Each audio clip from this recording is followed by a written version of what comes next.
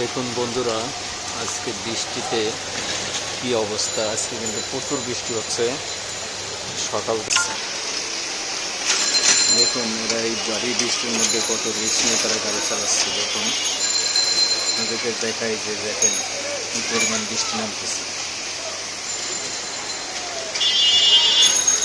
মানুষ, সাধারণ মানুষ খুবই একটা জনদুর্ভোগের মধ্যে পড়ছে এই মতো অবস্থায়।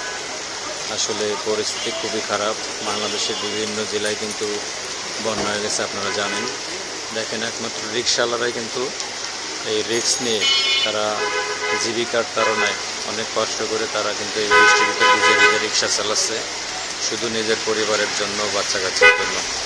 আসলে আমাদের দেশের মধ্যে খুবই দুর্যোগের একটা অবস্থা যাচ্ছে, আমরা সবাই পার করতেছি।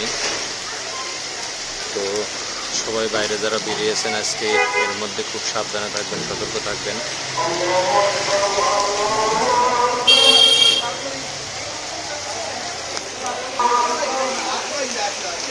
দেখুন মানুষ কিন্তু যারা কর্মঠ মানুষ, দিনমজুরি মানুষ যারা, তারা কিন্তু এই বৃষ্টিকে উপভোগ করেই কিন্তু তারা জীবিকার কারণে তারা কিন্তু ফিল্ডে নেমে গেছে।